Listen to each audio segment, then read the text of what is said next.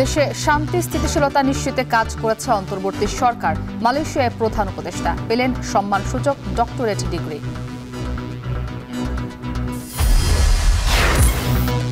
বাংলাদেশের মানবাধিকার পরিস্থিতি স্থিতিশীল, কিছু উদ্বেগ রয়েছে, মার্কিন পররাষ্ট্র দপ্তরের প্রতিবেদন।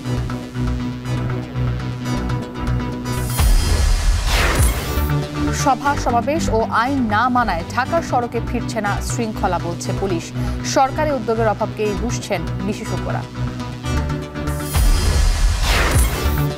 কন্টেইনারে তেজস্ক্রিয়তা থাকলেও ফেরত পাঠাতে পারে না চট্টগ্রাম বন্দর, দ্রুত নীতিমালার তাগিদ পরমাণু বিজ্ঞানীদের।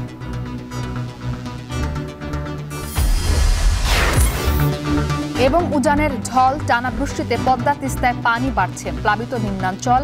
ফরিদপুর চাঁপাইনবাবগঞ্জে পানিবন্দী প্রায় 20,000 পরিবার।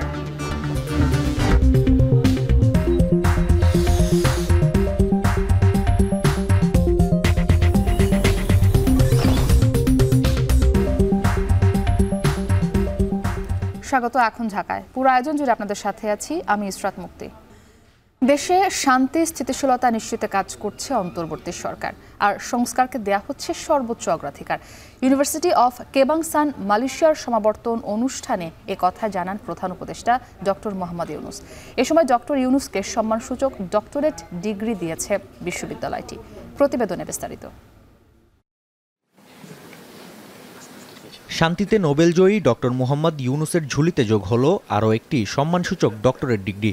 মালয়েশিয়া সফরের তৃতীয় দিনে বাংলাদেশের অন্তর্বর্তী সরকার প্রধানকে এই ডিগ্রি দেয় ইউনিভার্সিটি অফ কেবাংসান। বিশ্ববিদ্যালয়ের সমাবর্তন বক্তব্যে প্রধান উপদেষ্টা জানান, শান্তি ও স্থিতিশীলতা নিশ্চিতে মনোনিবেশ করেছে অন্তর্বর্তী সরকার, আর সংস্কারকে দেয়া হয়েছে সর্বোচ্চ অগ্রাধিকার। Our government is focused on ensuring peace and stability.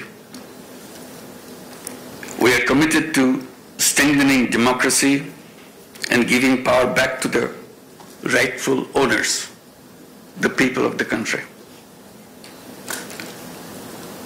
Reforms are our top priority. We have a clear goal, a detailed plan, and a strong determination to move forward. গণতন্ত্রকে শক্তিশালী করে জনগণের কাছে ক্ষমতা ফিরিয়ে দিতে সরকার কাজ করছে বলেও সমাবর্তন অনুষ্ঠানে জানান ডক্টর ইউনুস।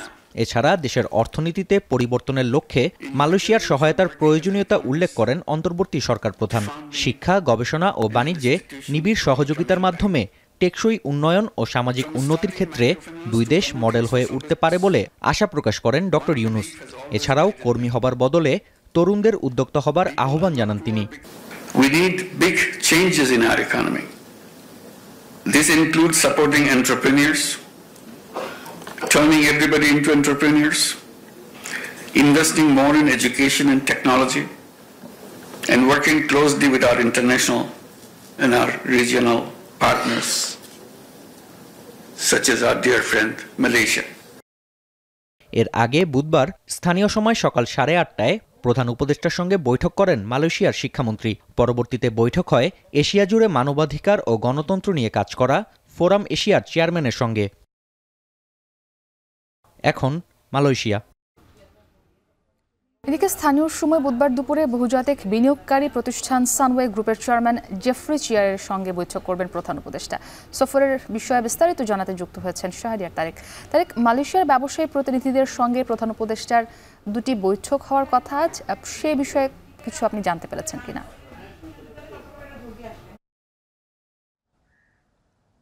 মুক্তি সফরের তৃতীয় দিনে সকাল থেকেই প্রধান উপদেষ্টা বিভিন্ন বৈঠকে অংশগ্রহণ করছেন এবং মোটামুটি ব্যস্ত একটি সময় তিনি পার করছেন। এখন পর্যন্ত আমরা যতটুকু জানতে পেরেছি যে এই পর্যন্ত তিনি দুইটি বৈঠক এবং একটি সমাবর্তন অনুষ্ঠানে তিনি যোগ দেওয়ার পর আর আধা ঘন্টা পর একটি ব্যবসায়িক বৈঠকে তিনি বসবেন। সেটি হচ্ছে যে মালয়েশিয়ার যে বহুজাতিক বিনিয়োগকারী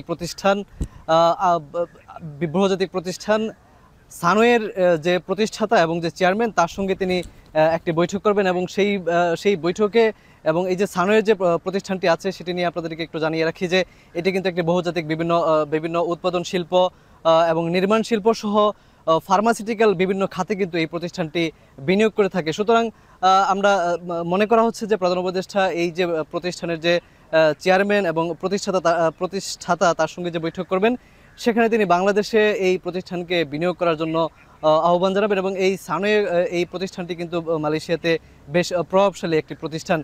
একই সঙ্গে আরেকটি বিষয় আপনাকে জানিয়ে রাখি যে তারপর প্রধান উপদেষ্টার আরেকটি বৈঠক আছে এখানে মালয়েশিয়ার যে শীর্ষ একজন ব্যবসায়ী প্রতিনিধি দলের সঙ্গে তার একটি বৈঠক আছে বলতে আমরা জানতে পেরেছি।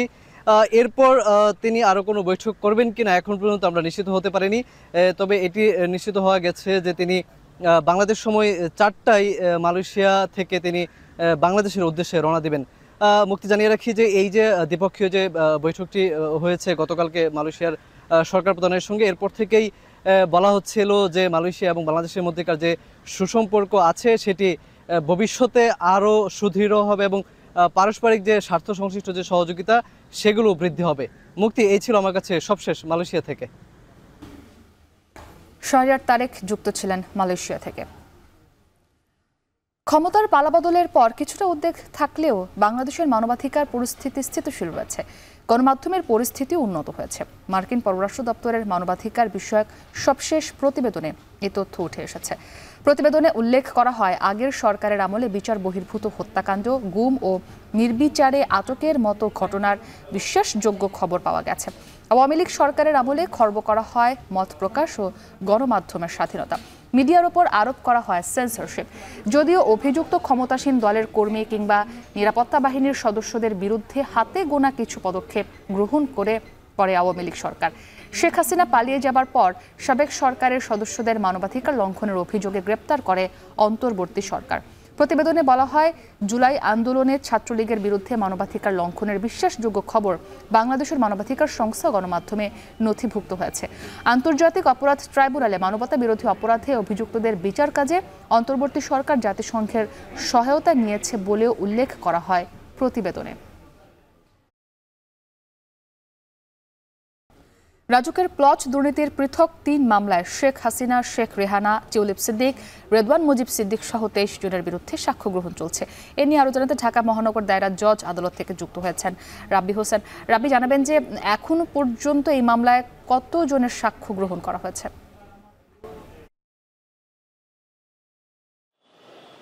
মুক্তি, রাজুকের প্লট দুর্নীতির পৃথক 3টি মামলায় সাবেক ক্ষমতাচ্যুত প্রধানমন্ত্রী শেখ হাসিনা, শেখ রেহানা, টিউলিপ সিদ্দিক, রাদওয়ান মুজিব সিদ্দিক, আজমিনা সিদ্দিক সহ 23 জনের বিরুদ্ধে সাক্ষ্য গ্রহণ চলছে।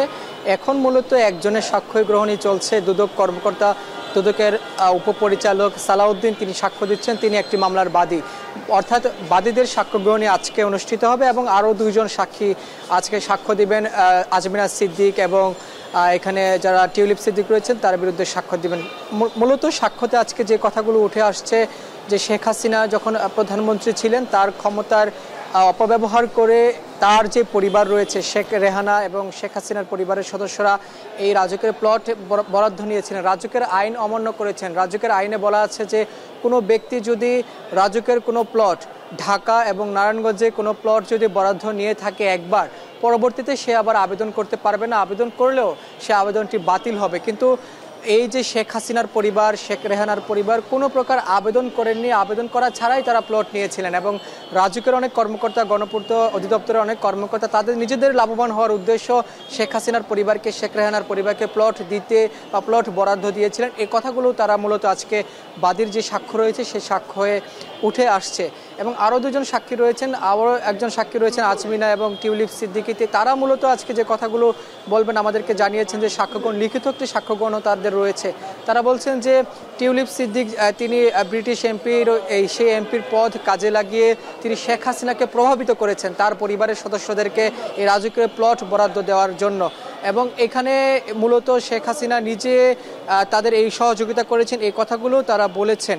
অর্থাৎ এই মামলায় আমরা দেখেছি যে রাজুকের অনেক কর্মকর্তা আসামি রয়েছেন, সাবেক গণপূর্ত অধিদপ্তরের যে প্রতিমন্ত্রী তিনিও এখানে আসামি রয়েছেন এবং প্রশাসনিক কর্মকর্তারা গণপূর্ত অধিদপ্তরের রাজুকে তারাও আসামি করা হয়েছে। আজকে মূলত শেখ হাসিনা, শেখ রেহানা, টিউলিপ সিদ্দিক সহ মোট 23 জনের বিরুদ্ধে সাক্ষ্য গ্রহণ চলছে এবং শেখ রেহানার পরিবারের আজকেই প্রথম সাক্ষ্য গ্রহণ। পরবর্তীতে আরেকটি ডেট জানাবেন আজকের এই সাক্ষ্য গ্রহণ করা শেষ হলে। এই ছিল আমার কাছে সবশেষ খবর। মুক্তি, ঢাকা মহানগর দায়রা জজ আদালত থেকে যুক্ত ছিলেন রাব্বি হোসেন। জুলাই আগস্ট আন্দোলনে চাংখারপুলে শিক্ষার্থী আনাস সহ 6 জনকে হত্যার ঘটনায় 8 পুলিশ কর্মকর্তার বিরুদ্ধে তৃতীয় দিনের সাক্ষ্য গ্রহণ আছে। এছাড়া আশুলিয়ায় 6 জনের মরদেহ পোড়ানোর মামলায় অভিযোগ গঠনের শুনানি হবে। এ নিয়ে আরও জানাতে ট্রাইব্যুনাল থেকে যুক্ত হয়েছেন মশিউর। অনেক যেমনটি বলছিলাম, জুলাই আগস্ট আন্দোলনে চাংখারপুলে শিক্ষার্থী আনাস সহ 6 জনকে হত্যার ঘটনার যে তৃতীয় দিনের সাক্ষ্য গ্রহণ সেটিকে শুরু হয়েছে কিনা, একই সাথে আসলে 6 জনের মরদেহ পোড়ানোর মামলার অভিযোগ গঠনের যে শুনানি সেটি কখন শুরু হবে?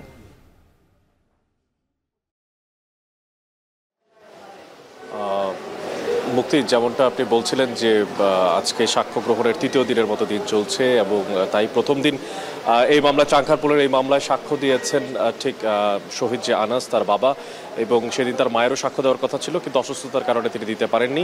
এরপরের দিন একজন শিক্ষিকা এবং পাশাপাশি শহীদ জুনায়েদের বাবা কিন্তু সাক্ষ্য দিয়েছেন এবং তৃতীয় দিনের মতো আজকে সাক্ষ্য গ্রহণের তারিখ কিন্তু ঠিক করা আছে, কিন্তু এখন পর্যন্ত সাক্ষ্য গ্রহণ শুরু হয়নি। একটা গোপন তথ্য যেটা এখন টেলিভিশনের হাতে এসে পৌঁছেছে, অন্য কারো কাছে বোধহয় এখন পর্যন্ত পৌঁছায়নি, সেটা হচ্ছে যে টোটাল যে সাক্ষ্যের তালিকা, সেই সাক্ষ্যের তালিকাতে আমরা দেখতে পেয়েছি 13 জনের মতো যারা পুলিশ সদস্য তারাও কিন্তু সাক্ষ্য দেবেন, অর্থাৎ সেখানে এসআই আছেন, সেখানে কনস্টেবল আছেন, সেখানে নায়ক আছেন, যে 13 জনের নাম আছেন তারাও কিন্তু সাক্ষ্য দেবেন এবং যারা শহীদ পরিবার এবং প্রত্যক্ষদর্শী তাদের মধ্য থেকে 20 জন সাক্ষ্য দিতে যাচ্ছেন এবং এক্সপার্ট উইটনেস যেটাকে আমরা বলি, বিশেষজ্ঞ সাক্ষ্য, সেখানেও কিন্তু আমরা 9 জনের নাম দেখতে পেয়েছি। তো সব মিলে বলা যায় যে 42 জন যে সাক্ষ্য আছেন সাক্ষ্য দেওয়ার, তাদেরই আজকে 3 জনের কথা জানতে পেরেছি। যে 13 জন আইনশৃঙ্খলা বাহিনীর সদস্যের কথা বললাম তারা আজকে সাক্ষী দিতে আসছেন না, এটাই নিশ্চিত হওয়া গেছে। 3 জন শহীদ পরিবারের সদস্য আজকে সাক্ষী দিতে আসবেন, এই তথ্যটি আমাদের কাছে আছে এবং এখন পর্যন্ত সাক্ষ্য শুরু হয়নি। সাক্ষ্য শুরু হওয়ার সাথে সাথে আমরা জানিয়ে দিতে পারবো। এবং আরেকটা যে মামলার কথা বলছিলেন সেটি ঠিক আশুলিয়াতে একটা হৃদয় বিদারক একটা পরিবেশ তৈরি হয়েছিল। 5 জন অর্থাৎ 6 জনকে জ্বালিয়ে মেরে দেওয়া হয় গুলি করার পরে, যাদের মধ্যে 5 জন নিহত ছিল এবং একজন জীবিত ছিল বলে জানতে পেরেছি প্রসিকিউশনের মাধ্যমে। এবং সেই 6 জনের যে লাশ পোড়ানোর ঘটনা এবং তার সঙ্গে যুক্ত হচ্ছে 4 আগস্ট বিকেলবেলা যে গুলি করে হত্যা করা হয় আরও একজনের, তাই সেই 5 জন টোটাল হচ্ছে প্রায় 7 জনের যে মৃত্যুর, সেটার কিন্তু বিচার কার্যক্রম চলছে আন্তর্জাতিক অপরাধ ট্রাইব্যুনাল 2-তে।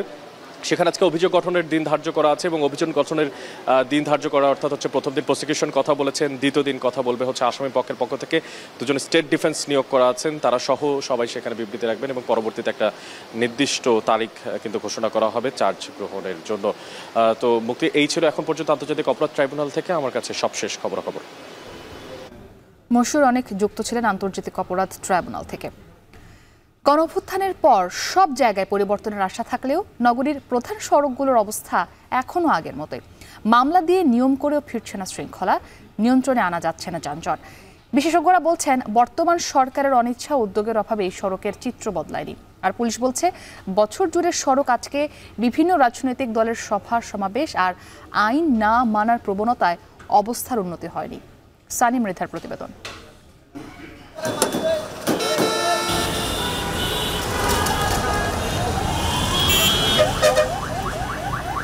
হোক মোড় কিংবা মাঝপথ, চাইলেই থেমে যাচ্ছে বাস ইচ্ছে মতন।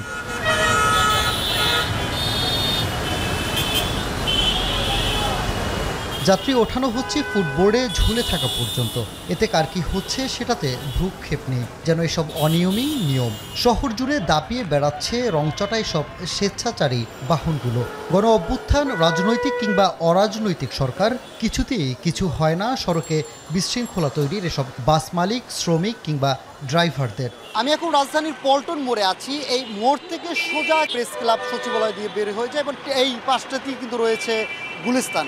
রাজধানীর ব্যস্ততম এই সড়কে কিন্তু আমি প্রায় আধা ঘন্টা উপরে এখানে অবস্থান করছি এবং আমরা লক্ষ্য করতে পেরেছি যে এইখানে এই মোড়টিতে কিন্তু লোকাল যে বাসগুলো রয়েছে তারা এখানে থেমে যাত্রী ওঠা নামা করছে। এর ফলে স্বাভাবিক যে যানজট তৈরি হয় এর থেকে কিন্তু যানজটের মাত্রাটা বেড়ে যাচ্ছে। সেই সাথে কিন্তু যদি বলি, পুলিশ এখানে উপস্থিত রয়েছে, ট্রাফিক পুলিশও তাদের তৎপরতা আমরা লক্ষ্য করতে পেরেছি। তবে তাদের যে উপস্থিতি সেটি খুব একটি মানছেন না এখানকার লোকাল বাসের যে বাস চালকরা রয়েছেন তারা। সমস্যা শুধু ফিটনেস হলে না হয় মানিয়ে নিত শহরবাসী, কিন্তু একদিকে কালো ধোঁয়া, আরেকদিকে কান ফাটানো হাইড্রোলিক হর্ন। অন্তত সড়কের চিত্র গণ অভ্যুত্থান পরবর্তী বিপ্লবী জনতার অভিজ্ঞতায় যে একটুও পরিবর্তন হয়নি সেটা স্বীকার করবেন যে কেউ। কিন্তু এভাবে কেন চলছে? ট্রাফিক থাকলে তো আর এরকম দাঁড়ায় না কেউ, এখন তো ট্রাফিক নাই, এই জন্য এই যে যাত্রীরা নামাইতেছে। যানজটের কারণে রাস্তার মাঝখান থেকে আমরা লোক নিই। আমাদের দেশে যারা বাস চালক আছে তাদের জ্ঞানের অভাব। রাইট বলে 15,000 20,000 টাকা খরচ বাবা। অটো রিক্সার চাহিদা প্রচণ্ড, এটার জন্য বক্তব্য কি আর বাস স্ট্যান্ডে না থেমে রাস্তার মাঝখানেই বাস থামাচ্ছে। জ্যাম অনেক বাড়ছে আগের চেয়ে। এটা ঠিক গণ অভ্যুত্থানের পর কিছুদিন এলোমেলো নগরীর যান চলাচল নিয়মের মধ্যে আনতে বাধ্য করেছিল সাধারণ শিক্ষার্থীরা। ফলে নগরবাসীর মাঝেও এসেছিল কিছুটা স্বস্তি। তারই সূত্র ধরে সড়ক ব্যবস্থাপনায় একটা আমূল পরিবর্তনের যে আকাঙ্ক্ষা তৈরি হয় সেটি কতদূর? আমাদের যে ট্রেডিশনাল যে ব্যবস্থাপনা, সেই ব্যবস্থাপনার কোনো উদ্যোগ তেমন কোনো চোখে পড়ে নাই, বরঞ্চ মনে হচ্ছে যে আমাদের অটো রিক্সা যেভাবে পুরো শহর জুড়ে ছড়িয়ে পড়লো এবং সেটাও সরকার কোনোভাবে নিয়ন্ত্রণ করতে পারলো না। এই যে নগরের যাপিত জীবনের সমস্যা, সেটা নিয়ে কি কোনো কমিশন হয়েছে? অগ্রাধিকারে না থাকলে তো আপনি উত্তরণের কোনো পথ থাকবে না। বড় দাগে সড়ক ব্যবস্থাপনার দায়িত্ব পড়ে সড়ক পরিবহন কর্তৃপক্ষ ও পুলিশের। সড়কের হয়ে কাজ করা এসব সংস্থার কর্তাদের কাছে প্রশ্ন ছিল, কেন শৃঙ্খলা ফেরাতে পারছেন না সড়কে? আমাদের পর্যাপ্ত ডাম্পিং গ্রাউন্ড নাই, যেগুলোকে আমরা গাড়িগুলো ধরে আমরা ওখানে ডাম্প করতে পারবো। ফলে এই গাড়িগুলো কিন্তু তখন একটা সমস্যার কারণ। আরেকটা হচ্ছে আমাদের স্ক্র্যাপ নীতিমালা এখনও হয়নি। ফলে আমি যদি কোনো গাড়িকে ডিসম্যান্টেল করি, সেই ডিসমেন্টেল করতে নিয়ম নীতি লাগবে, সেই নিয়ম নীতি এখনও আমরা তৈরি করতে পারিনি। কারণে সময়ে বসে গিয়ে রাস্তা অবরোধ করে যান চলাচলে বিঘ্ন ঘটানো হয়েছে। এটার কিন্তু বড় একটা প্রভাব সমগ্র ঢাকা মহানগরীতে পড়েছে। করে বাস ড্রাইভার এবং হেল্পার যারা রয়েছে তারা যদি সচেতন হন যে আমার যদি রাস্তায় প্রতিবন্ধকতা সৃষ্টি না করি, তাহলে কিন্তু এটার বেনিফিশিয়ারি কিন্তু তারাই হবে। 2022 সালে বিশ্ব ব্যাংকের তথ্যে দেখা যায় রাজধানীতে সময়ের সাথে সাথে কমেছে গাড়ির গড় গতি, আর দৈনিক নষ্ট হচ্ছে 82 লাখ কর্মঘণ্টারও বেশি। এর প্রভাবে আর্থিক ক্ষতি তো আছেই। গত এক বছরে বিভিন্ন খাতের সংস্কার নিয়ে অন্তর্বর্তী সরকার নানা উদ্যোগ নিলেও নগরীর পুরনো যে ব্যাধি যানজটের চিত্র, সেটা রয়ে গেছে আগের মতোই।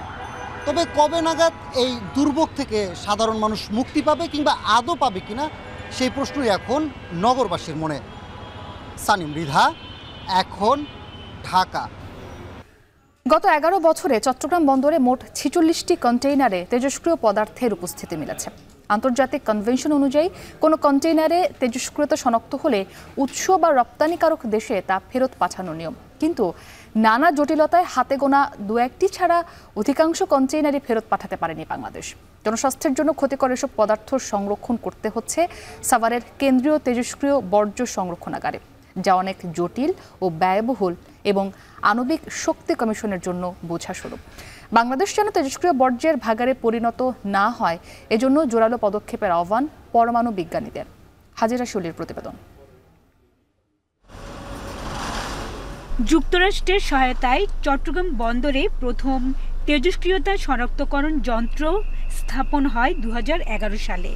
এরপর গত 11 বছরে আমদানি ও রফতানি মিলে 46টি কন্টেইনারে তেজস্ক্রিয়তা শনাক্ত হয়েছে। এর মধ্যে বেশ কিছুতে ছিল উচ্চমাত্রার শক্তিশালী আইসোটোপ, যা পরিবেশ ও মানব স্বাস্থ্যের জন্য মারাত্মক ক্ষতিকর। দেশে প্রথম তেজস্ক্রিয় পদার্থ ধরা পড়ে 2014 সালে। ভারতের রফতানির জন্য পাঠানো স্টেনলেস স্টিলের স্ক্র্যাপ কলম্বো বন্দরে পাঠানোর পর তেজস্ক্রিয়তা শনাক্ত হলে সেখান থেকেই কন্টেনারটি ফেরত পাঠানো হয় চট্টগ্রাম বন্দরে। 2023 সালে প্রতি ঘন্টায় 2,80,000 মাইক্রোসিয়েভার্টস মাত্রার আরও একটি শক্তিশালী তেজস্ক্রিয় পদার্থ শনাক্ত করে চট্টগ্রাম কাস্টমস হাউজের রেডিয়েশন ডিটেকশন স্ক্যানার। গত এক বছরে এমন কয়েকটি কন্টেইনারে ধরা পড়েছে তেজস্ক্রিয়তা। সবশেষ গত 6 আগস্ট ব্রাজিল থেকে আসা একটি ধাতব স্ক্র্যাপের কন্টেইনারে শনাক্ত হয় তেজস্ক্রিয় পদার্থ।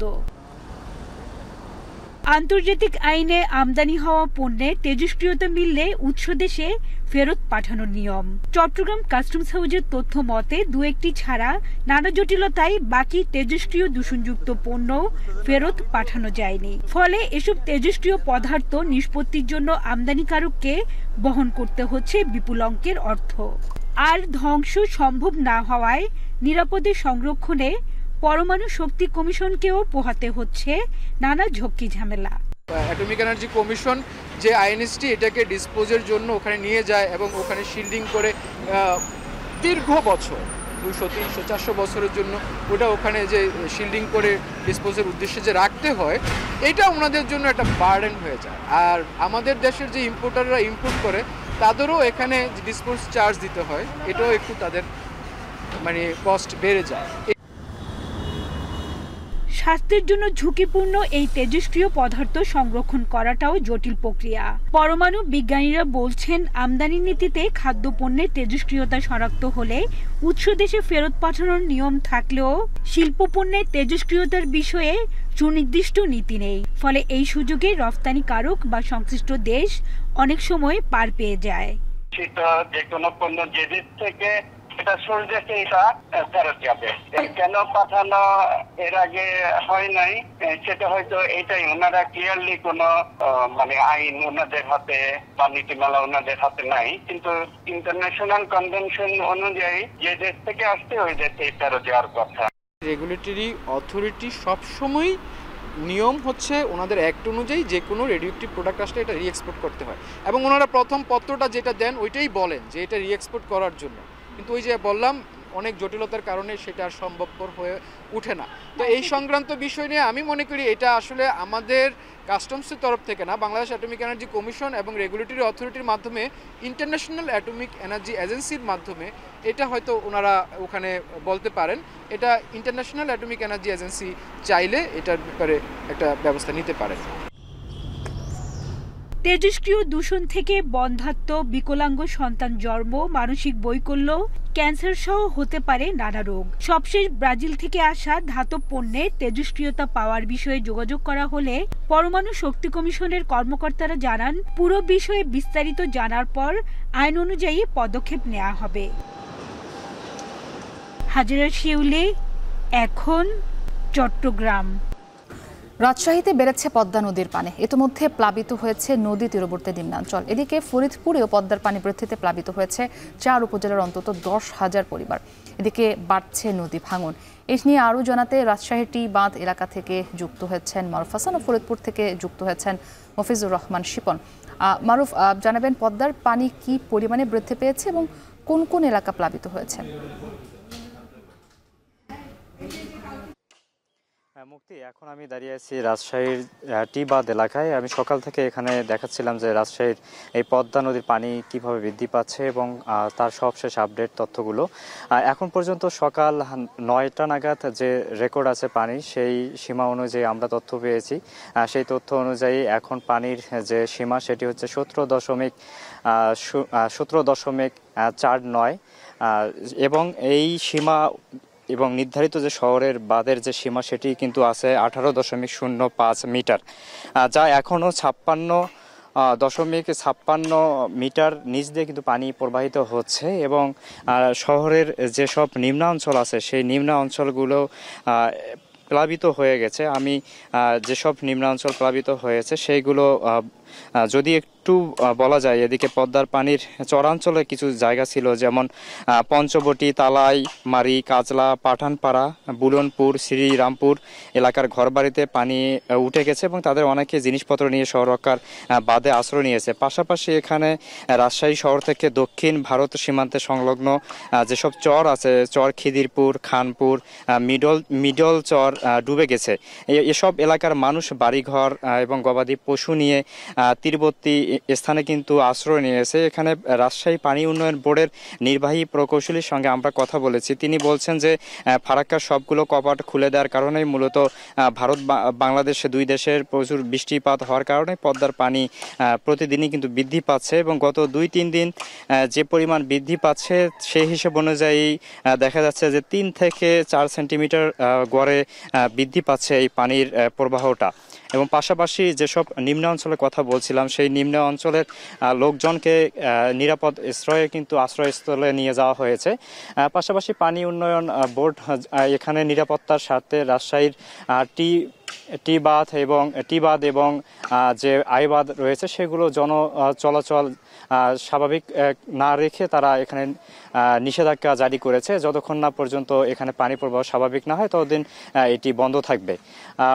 মুক্তি, এই ছিল রাজশাহীর টি বাঁধ এলাকা থেকে পানির সবশেষ তথ্য।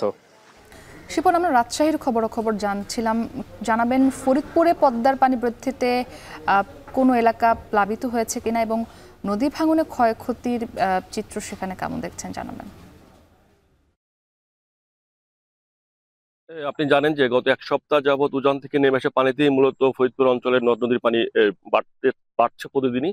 তারই ফলশ্রুতিতে কিন্তু মূলত ফরিদপুর সদর উপজেলার ডিগ্রির চর, নর্থ চ্যানেল এবং আলিয়াবাদ এর বাইরে চর বজ্রসনের 2টি ইউনিয়ন এবং সদরপুরের 5টি ইউনিয়ন এরকম এবং মধুমতি নদীর তীরবর্তী আলফাডাঙ্গাতেও 2টি ইউনিয়ন, সব মিলে 13টি ইউনিয়নের পানি নিম্ন অঞ্চলে পানি কিন্তু প্রবেশ করেছে। এবং যদি আমি বলি পানি উন্নয়ন বোর্ডের তথ্য, সেটা তাদের তথ্য মতো হচ্ছে যে পানি বৃদ্ধির ফলে কিন্তু নদীতে প্রচুর স্রোত থাকার কারণেই মূলত নদী ভাঙন দেখা দিয়েছে বিভিন্ন অঞ্চলে এবং সেই ভাঙন প্রতিরোধে তারা চেষ্টা করছে বলে এমনটি জানিয়েছেন। আমি গতকালকে বিকালে গিয়েছিলাম ফরিদপুরের সদরের ডিগ্রিচর ইউনিয়নের একটি এলাকায়। সেখানে গিয়ে দেখেছি যে আশ্রয়ণ প্রকল্প যেটা ছিল অসহায় দরিদ্র মানুষের জন্য নির্মিত হয় যে ঘর, সেই ঘর কিন্তু নদীর কাছেই চলে আসছে এবং অল্প হয়তো যেভাবে ভাঙছে তাতে আজ বা কালের মধ্যে দেখা যাবে যে সে ভাঙন নদীর গর্ভে বিলীন হওয়ার শঙ্কা রয়েছে।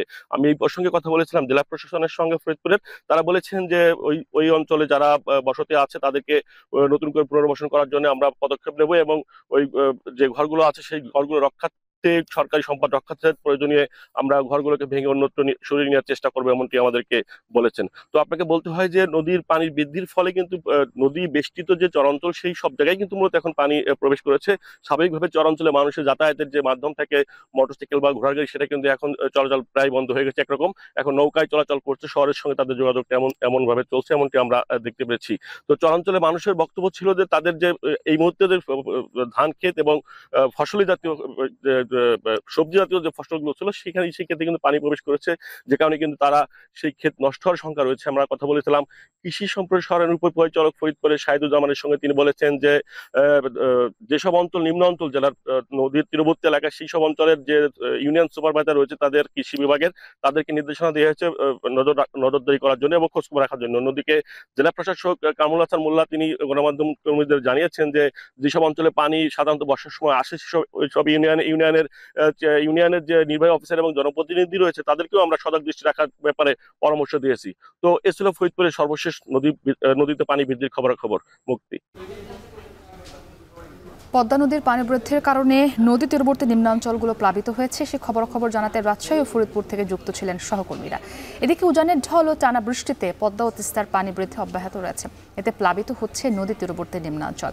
সকাল থেকে বিপদসীমা ছুঁই তিস্তার পানি। বৃষ্টিতে পানিবন্দী হয়ে পড়েছে লালমনিরহাট জেলার হাতীবান্ধা উপজেলার অন্তত 16টি গ্রামের 5,000 পরিবার। এদিকে চাঁপাইনবাবগঞ্জে পানিবন্দী সদর উপজেলার 5 ইউনিয়নের 11,000 পরিবার। তলিয়ে গেছে প্রায় 500 হেক্টর ফসলি জমি। এছাড়া বন্যার পানি ঢুকে পড়েছে 6টি সরকারি প্রাথমিক বিদ্যালয়। এতে ব্যাহত হচ্ছে পাঠদান।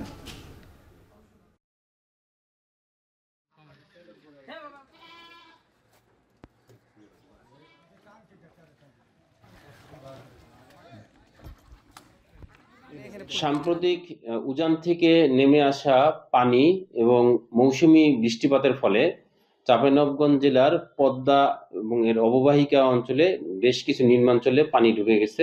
পানি অলমোস্ট স্টেবলের দিকে, আশা করছি আগামী 2-1 দিন স্টেবল থাকবে এবং তারপরে পানি কমতে থাকবে। এই পর্যায়ে যদি এটা থেকে থাকে তাহলে নতুন এলাকায় নতুন করে বন্যার আরো নতুন এলাকা প্লাবিত হওয়ার সম্ভাবনা কম এবং আস্তে আস্তে পানি কমবে, সেক্ষেত্রে বন্যা পরিস্থিতি আর একটু ভালোর দিকে যাবে। চট্টগ্রামে ডেঙ্গু ও চিকুনগুনিয়ার সংক্রমণ বেড়েছে উদ্বেগজনক হারে। এ নিয়ে আরো জানাতে চট্টগ্রাম মেডিকেল কলেজ হাসপাতাল থেকে যুক্ত হয়েছেন ফয়সাল করিম। ফয়সাল, আক্রান্তের সংখ্যা সেখানে কেমন দেখছেন জানাবেন এবং সেবা গ্রহণে রোগীদের কোনো ভোগান্তি পোহাতে হচ্ছে কিনা?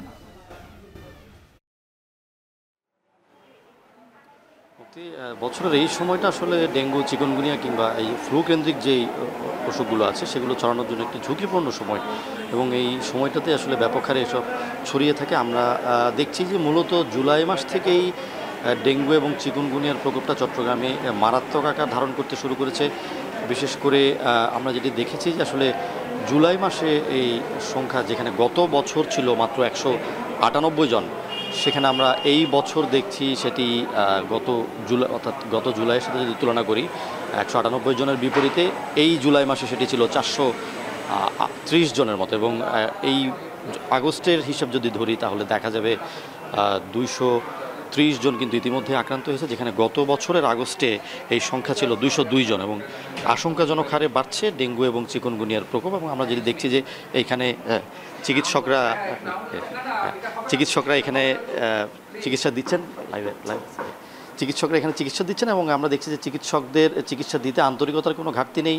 চট্টগ্রাম মেডিকেল কলেজ হাসপাতালের পক্ষ থেকেও ব্যবস্থা নেওয়া হয়েছে এবং আমরা দেখছি যে এখানে আজকে ভর্তি আছেন 19 জন রোগী এবং তাদের বিভিন্ন জায়গা থেকে তারা আসছেন, উপজেলা থেকে আসছেন এবং চট্টগ্রাম নগরীর পাশাপাশি উপজেলাতেও ব্যাপক হারে আসলে ডেঙ্গু রোগী পাওয়া যাচ্ছে, চিকুনগুনিয়া রোগীও পাওয়া যাচ্ছে। এবং এই বছরের এই সময়টাতে যদি আমরা দেখি যে আসলে ডেঙ্গুর পাশাপাশি চিকুনগুনিয়ার প্রকোপও ব্যাপক হারে বেড়েছে এবং পাশাপাশি করোনা রোগীও আছে। তো আসলে এই সময়টাতে যারা রোগী থাকেন তারা একটু দ্বিধান্বিত থাকেন, কারণ করোনা ছড়ায়, চিকুনগুনিয়া ছড়ায়, ডেঙ্গু ছড়ায় এবং নানা ধরনের ফ্লু কেন্দ্রিক কিন্তু অসুখগুলো ছড়ায়, যে কারণে তারা দীর্ঘ সময় আসলে অপেক্ষা করেন ঘরে এবং চিকিৎসক দেখাতে কিছুটা বিলম্ব করেন, যে কারণে রোগের যেই ভয়াবহতা কিংবা ক্ষতি সেটি কিন্তু অনেকটা বেড়ে যায়। অনেকটা শেষ মুহূর্তে তারা হাসপাতালে আসেন, যে কারণে চিকিৎসকরা বলছেন যে আগে ভাগেই তারা যদি হাসপাতালে আসতে পারেন তাহলে তাদের যে রোগের ভয়াবহতা সেটি কিন্তু অনেকটাই কমে যেতে পারে। এবং আমরা আজকে এমন অনেক রোগী পেয়েছি যারা আসলে শেষ সময়ে হাসপাতালে এসেছেন এবং অনেক উপজেলা পর্যায় থেকে এসেছেন। উপজেলা হাসপাতালগুলোতে যেখানে চিকিৎসার অভাব আছে, সেই অভাবের পর তারা কিন্তু একেবারে শেষ মুহূর্তে চট্টগ্রাম মেডিকেল কলেজ হাসপাতালে এসে চিকিৎসা নিচ্ছেন এবং চট্টগ্রাম মেডিকেল কলেজ হাসপাতাল থেকে আলাদা করে ডেঙ্গু কর্নারটি করা হয়েছে। এখানে ডেঙ্গুর পাশাপাশি যারা অন্যান্য ফ্লুতে আক্রান্ত তারাও কিন্তু ভর্তি হচ্ছেন এবং আমরা দেখেছি যে আসলে চট্টগ্রামে এই মেডিকেল কলেজ হাসপাতালে ডেঙ্গু এবং চিকুনগুনিয়ার যে পরীক্ষা সেটি না থাকার কারণে কিছুটা দুর্ভোগ পোহাতে হচ্ছে সাধারণ মানুষকে। রবীন্দ্র বিশ্ববিদ্যালয়ের স্থায়ী ক্যাম্পাসের ডিপিপি অনুমোদন ও পূর্ণ বাস্তবায়নের দাবিতে সিরাজগঞ্জের উল্লাপাড়া স্টেশন এলাকায় রেল ক্রসিং অবরোধ করে বিক্ষোভ করছেন শিক্ষার্থীরা। এতে বন্ধ হয়ে গেছে ঢাকার সঙ্গে উত্তরাঞ্চলের রেল যোগাযোগ, বিভিন্ন স্টেশনে আটকা পড়েছেন যাত্রীরা। এ নিয়ে আরও জানাতে উল্লাপাড়া রেল স্টেশন থেকে যুক্ত হয়েছেন রিফাত রহমান। রিফাত, জানাবেন রেল ক্রসিং অবরোধের কারণে এখন পর্যন্ত কতগুলো ট্রেন আটকা পড়েছে এবং ট্রেন চলাচল সচল করতে কোনো পদক্ষেপ সেখানে নেওয়া হয়েছে কিনা?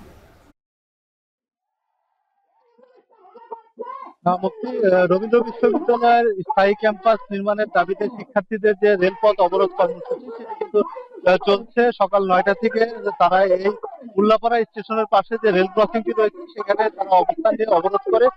এরপর থেকে কিন্তু ঢাকার সাথে যে উত্তর পশ্চিমাঞ্চলের যে রেল যোগাযোগ সেটি বন্ধ রয়েছে। বিশেষ করে বেশ কয়েকটি স্টেশনে কিন্তু কয়েকটি ট্রেন আটকা পড়ে রয়েছে। আমরা উল্লাপাড়া যিনি স্টেশন মাস্টার রয়েছে তার সাথে কথা বলেছি, তিনি যেটি জানিয়েছেন যে এই অবরোধের কারণে সিরাজগঞ্জের যে উল্লাপাড়ার লাহিড়ী মোহনপুর স্টেশন রয়েছে, এই স্টেশনে রাজশাহী থেকে ঢাকাগামী যে সিলসিটি এক্সপ্রেস ট্রেনটি রয়েছে সেটি আটকা পড়ে রয়েছে। পাশাপাশি সিরাজগঞ্জের যে জামতল স্টেশন রয়েছে সেই স্টেশনে ঢাকা থেকে রাজশাহীগামী ধূমকেতু এক্সপ্রেস আটকা পড়েছে। পাশাপাশি ঢাকা থেকে নীলফামারীগামী যে চিলাহাটি এক্সপ্রেস ট্রেনটি রয়েছে সেই ট্রেনটি কিন্তু আটকা পড়ে রয়েছে। প্রায় 3টি ট্রেন কিন্তু সিরাজগঞ্জ অংশেই বিভিন্ন স্টেশনে আটকা পড়ে রয়েছে। এতে করে এই পথে চলাচলকারী যারা যাত্রীরা রয়েছে, ট্রেনের যাত্রী, তারা কিন্তু অনেকটাই ভোগান্তি পোহাচ্ছে, কারণ 3 ঘন্টা অতিবাহিত হয়েছে এই রেলপথ অবরোধ হওয়ার কারণে। আমি শিক্ষার্থীদের সাথে কথা বলেছি, তারা যেটি বলছেন যে দীর্ঘ 9 বছর তারা অপেক্ষা করেছেন তাদের স্থায়ী ক্যাম্পাসের জন্য, কিন্তু এখন পর্যন্ত তাদের স্থায়ী ক্যাম্পাস নির্মাণ হয়নি, যে কারণে তারা কিন্তু লাগাতার কর্মসূচির অংশ হিসাবে এই রেলপথ অবরোধ করেছেন। এবং আমরা কিছুক্ষণ আগে দেখেছি যে উল্লাপাড়ার যিনি নির্বাহী কর্মকর্তা, উপজেলা নির্বাহী কর্মকর্তা রয়েছেন, পাশাপাশি পুলিশ প্রশাসন, সেনাবাহিনী, তারা এসে শিক্ষার্থীদের সাথে কথা বলেছেন, অবরোধ প্রত্যাহারের জন্য তারা অনুরোধ করেছেন। তবে শিক্ষার্থীরা কিন্তু তাদের এই কর্মসূচি তারা চালিয়ে যাবেন বলে আমাদেরকে জানিয়েছেন। তবে এখন পর্যন্ত তাদের এই কর্মসূচি চলছেন। তারা যেটি বলছেন যে উপদেষ্টা পর্যায়ের কেউ তাদের সাথে এখন পর্যন্ত যেহেতু যোগাযোগ করেনি, তাদের আস্থা দেয়নি, সেই কারণে তাদের এই অবরোধ কর্মসূচি কিন্তু তারা চালিয়ে যাবেন বলে আমাদেরকে জানিয়েছেন। তো এই যে অবরোধ কর্মসূচি, এই কর্মসূচির কারণে আসলে ট্রেনের একটি শিডিউল বিপর্যয় হবে বলে আমাদের রেল কর্তৃপক্ষ জানিয়েছে। তো উল্লাপাড়া থেকে এই অবরোধ কর্মসূচির এই ছিল আমার কাছে সবশেষ। রিফাত রহমান যুক্ত ছিলেন সিরাজগঞ্জের উল্লাপাড়া রেল স্টেশন থেকে। খুলনা বিশ্ববিদ্যালয়ে আবাসন সংকট সহ নানা সমস্যার কথা স্বীকার করে বিশ্ববিদ্যালয় প্রশাসন বলছে, সরকারি খামার দখল করে আবাসিক হল ঘোষণা করা কোনো নিয়মতান্ত্রিক উপায় নয়। তবে একসঙ্গে অনেক শিক্ষার্থী কোনো পন্থা বেছে নিলে প্রশাসনের কিছু করার থাকে না বলেও জানান তারা। জায়গা দখলের ঘটনাটি ঊর্ধ্বতন কর্তৃপক্ষকে জানানো হয়েছে বলে জানান মৎস্য বীজ উৎপাদন খামার কর্তৃপক্ষ। শিক্ষার্থীদের দাবি, মৎস্য বীজ উৎপাদন কেন্দ্র বিশ্ববিদ্যালয়ের গলার কাঁটায় পরিণত হয়েছে। প্রশাসনকে বারবার জানানো হলেও ব্যবস্থা না নেওয়ায় তালা দিতে বাধ্য হয়েছেন তারা। তরিকুল ইসলামের প্রতিবেদন। খুলনা বিশ্ববিদ্যালয়ের আয়তন ১০৫ একর, যেখানে ৭,০০০-এর বেশি শিক্ষার্থীর জন্য হল রয়েছে মাত্র ৫টি। সেখানে আবাসন সুবিধা পান মাত্র ৩০% শিক্ষার্থী। এই সংকট নিরসন সহ বিশ্ববিদ্যালয় ক্যাম্পাস সম্প্রসারণের জন্য জমি অধিগ্রহণের দাবি দীর্ঘদিন ধরেই চলছে। একাধিকবার জানানো হয়েছে কর্তৃপক্ষকেও। বিশ্ববিদ্যালয়ের সীমানার ভিতরে 10.35 একরের মৎস্য বীজ উৎপাদন খামার অবস্থিত, যা আবাসন সংকট নিরসন, গবেষণার সম্প্রসারণ ও অবকাঠামোগত উন্নয়নে সবথেকে বড় বাধা বলছেন শিক্ষার্থীরা। এছাড়া 3 দিক থেকে ঘেরা এই জমি বিশ্ববিদ্যালয়ের নিরাপত্তাও বিঘ্ন হচ্ছে দাবি শিক্ষার্থীদের। আমাদের হলের সংকট, গবেষণা সংকট, তার থেকে বড় কথা এই যে দেখেন এটা অনিরাপদ অবস্থায় থাকে। আমাদের এই প্রাচীর টপকি আমাদের ওইখানে বিভিন্ন কার্যক্রম ঘটায় দুর্বৃত্তরা। তো আমাদের নিরাপত্তাহীনতার কারণে আমরা এটা চেয়েছিলাম। শিক্ষা মন্ত্রণালয় এবং মৎস্য মন্ত্রণালয় দুইটা মন্ত্রণালয় বসে বৈঠক করা হয়, পরবর্তীতে তারা দিতে অস্বীকৃতি জানায়। খুলনা বিশ্ববিদ্যালয়ের অধীনস্থ জমির পরিমাণ খুবই কম, তো যার প্রেক্ষিতে আমরা একটা দাবি দিছিলাম যে যেহেতু এটা একটা সরকারি প্রতিষ্ঠান, আমরাও একটা সরকারি প্রতিষ্ঠান, তো যাতে করে এই জমিটা যদি আমাদের দেওয়া হয় তাহলে আমাদের ভূমির অভাবটা কিছুটা হলেও কমবে। সংকটের বিষয়টি স্বীকার করে বিশ্ববিদ্যালয়ের ছাত্র বিষয়ক পরিচালক বলছেন, জায়গা দখল করে হল ঘোষণা করা কোনো নিয়মতান্ত্রিক উপায় নয়, তবে একসঙ্গে অনেক শিক্ষার্থী কোনো পন্থা বেছে নিলে প্রশাসনের কিছু করার থাকে না। খুলনা বিশ্ববিদ্যালয়ে আবাসন সংকট অত্যন্ত প্রকট। ছাত্রদের দাবি একেবারেই যৌক্তিক, কারণ মাত্র 34% শিক্ষার্থী আমাদের আবাসন ব্যবস্থার মধ্যে থাকে। নিয়মতান্ত্রিক উপায়ে বিশ্ববিদ্যালয় কর্তৃপক্ষ গত নভেম্বর মাস থেকে এটি নিয়ে কাজ করছে মন্ত্রণালয় পর্যায়ে, কিন্তু ফলাফল আসে নাই। আর বর্তমান বাংলাদেশের প্রেক্ষাপট আপনারা জানেন, যে এই প্রেক্ষাপটে এরকমের একটা 2000 ছাত্রের যখন মিছিল বের হয়, সেখানে কিছু করার থাকে না। মৎস্যবীজ উৎপাদন খামারের জায়গা দখল করে বেশ কিছু ক্ষয়ক্ষতির কথা উল্লেখ করে খামার কর্তৃপক্ষ বলছে, দখলের বিষয়টি ঊর্ধ্বতন কর্তৃপক্ষকে জানানো হয়েছে। কিছু ছাত্রছাত্রী ওপরে গিয়ে আমাদের ব্যানারটাকে ছিঁড়ে ফেলছে এবং আমাদের যে ওপরে যে আবাসিক ভবনগুলো আছে ওইগুলোকে ওখানে কিছু ছাত্রছাত্রী গিয়ে অবস্থান করছে এবং দখল করছে। কিছু ছাত্রছাত্রী দেখলাম আপনার ছিপ নিয়ে আসে আমাদের পুকুরে আপনার মাছ ধরছে, যেটা সম্পূর্ণ সরকারি একটা সম্পদ, এটা ক্ষতি সাধন হয়েছে। আমরা স্থানীয় প্রশাসনের সাথে আমি কথা বলেছি এবং টোটাল ঘটনাটা লিখিত আকারে এটা আমরা আমাদের মহাপরিচালক বরাবর প্রেরণ করেছি এবং সেইটার কপি হিসাবে এখানে আমরা যে সেনা ক্যাম্প এবং জেলা প্রশাসক, পুলিশ সুপার সবাইকে আমরা অবহিত করেছি। এখন হলো পরবর্তীতে আমাদের ঊর্ধ্বতন কর্তৃপক্ষ যে দিক নির্দেশনা দিবেন, সেই দিক নির্দেশনা অনুযায়ী আমরা আমাদের পরবর্তী কার্যক্রম গ্রহণ করব। খুলনা সাতক্ষীরা মহাসড়কের গল্লামারি এলাকায় 1959 সালে গড়ে ওঠে মৎস্য বীজ উৎপাদন খামার। এখানে মৎস্য গবেষণার 10টি পুকুর, হ্যাচারি, প্রশিক্ষণ ভবন ও মৎস্য ডিপ্লোমা ইনস্টিটিউট এবং অফিসার আবাসিক ভবন রয়েছে। তরিকুল ইসলাম, এখন খুলনা। ক্রোম ব্রাউজার কিনে নিতে গুগলকে $34 বিলিয়ন প্রস্তাব দিয়েছে এআই স্টার্টআপ প্রতিষ্ঠান পারপ্লেক্সিটি। ব্লুমবার্গের প্রতিবেদনে উঠে এসেছে এই তথ্য। মার্কিন গণমাধ্যমটি বলছে, ক্রোম ব্রাউজার কেনার জন্য চলতি বছরের শুরুতেই $100 মিলিয়ন তহবিল সংগ্রহ করেছে পারপ্লেক্সিটি। ক্রোমের মালিকানা পেলে ব্রাউজারে কোনো গোপন পরিবর্তন করা হবে না। পাশাপাশি আগামী 2 বছরে $3 বিলিয়ন বিনিয়োগ করা হবে বলে জানিয়েছে প্রতিষ্ঠানটি। গেল বছর অনলাইন সার্চের জগতে গুগলের বিরুদ্ধে অবৈধভাবে আধিপত্য ধরে রাখার প্রমাণ পায় মার্কিন বিচার বিভাগ। এরপর থেকেই ক্রোম কেনার ব্রাউজার বিক্রিতে চাপ দেয়া হচ্ছে, যদিও ব্রাউজার বিক্রির পরিকল্পনার কথা এখনো জানায়নি গুগল।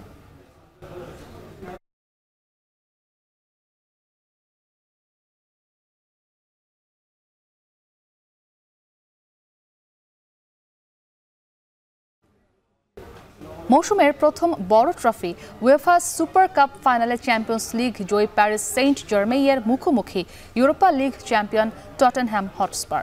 ইউরোপ সেরারা চাইবে এক বর্ষপঞ্জিতে নিজেদের চতুর্থ শিরোপা ঘরে তুলতে। চ্যাম্পিয়ন লিগ জিতলেও ক্লাব বিশ্বকাপে তাদের জোটে হতাশা। অন্যদিকে এক দশকের বেশি সময় পর প্রথম ইউরোপীয় ট্রফি জেতে টটেনহ্যাম। তবে প্রিমিয়ার লিগে তাদের অবস্থান ছিল তলানিতে। ম্যাচটি শুরু হবে বাংলাদেশ সময় রাত 1টায়। ফারহান ইহসানের প্রতিবেদন। নতুন মৌসুমে নতুন উন্মাদনা, দুই চ্যাম্পিয়নের লড়াই। একদল ইউরোপ সেরা চ্যাম্পিয়ন্স লিগ বিজয়ী প্যারিস সেন্ট জার্মেন, আরেক দল Europa league champion Tottenham Hotspur. Super cup ফাইনালে জমজমাট এক লড়াই দেখার অপেক্ষায় ফুটবল ভক্তরা।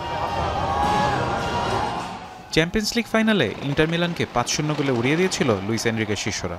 নতুন ফ্রেঞ্চ টিনেজার 2-2 করেছিলেন জোড়া গোল, সাথে ছিল একটি অ্যাসিস্ট। অন্যদিকে ইউরোপা লিগে ব্রেন্ডান জনসনের একমাত্র গোলে ম্যানচেস্টার ইউনাইটেডকে হারিয়েছিল টটেনহাম। গেল বছর ইতালিয়ান ক্লাব আটালান্টাকে 2-0 গোলে হারিয়ে ষষ্ঠবারের মতো সুপার কাপের শিরোপা ঘরে তোলে রিয়াল মাদ্রিদ। বিগত 11 বছরে 5বার এই ট্রফি জিতে সবার উপরে লস ব্ল্যাঙ্কোস। ফিফা ক্লাব বিশ্বকাপের ফাইনালে চেলসির বিপক্ষে লাল কার্ড দেখায় মিডফিল্ডার জো নেভেসকে ফাইনালে পাবে না পিএসজি। আগের ফাইনালে উইলিয়ান পাচো ও লুকাস হার্নান্দেজ সাসপেনশনে থাকলেও ফিরতে পারেন এই ম্যাচে। এছাড়া গোলরক্ষক জিয়ানলুইজি ডোনারুমাকেও এই ম্যাচ থেকে বাদ দিয়েছে ক্লাব কর্তৃপক্ষ। খুব শীঘ্রই ক্লাব ছাড়ছেন তিনি। টটেনহামে ACL চোটে দল থেকে ছিটকে গেছেন জেমস ম্যাডিসন। এছাড়া কুলুসেভস্কি, ড্রাগোসিন ও সোলাঙ্কিরা থাকবেন সাইড বেঞ্চে। ফাইনাল ম্যাচে অনিশ্চিত উদোগীয়। এছাড়া গেল সপ্তাহে নিয়মিত অধিনায়ক সন হিউন মিনও ছেড়ে গেছেন ক্লাব। সুপার কাপ বিজয়ীরা পাবেন 5 মিলিয়ন ইউরো প্রাইজ মানি, আর রানার আপ দলের জন্য থাকছে 4 মিলিয়ন ইউরো।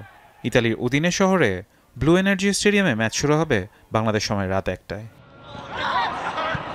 ফারহান ইহসান এখন ঢাকা শেষ করার আগে শিরোনামগুলো আরও একবার।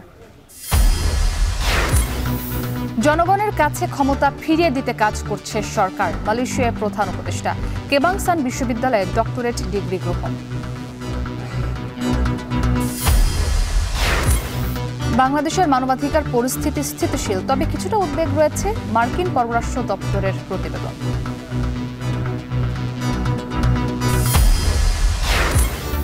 সভা সমাবেশ ও আইন না মানায় ঢাকার সড়কে ফিরছে না শৃঙ্খলা, বলছে পুলিশ।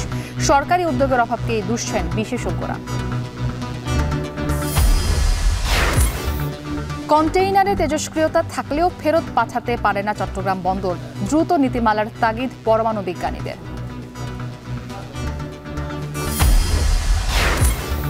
এবং উজানের ঢল, টানা বৃষ্টিতে পদ্মা তিস্তায় পানি বাড়ছে, প্লাবিত নিম্নাঞ্চল। ফরিদপুর, চাঁপাইনবাবগঞ্জে পানিবন্দী প্রায় 20,000 পরিবার।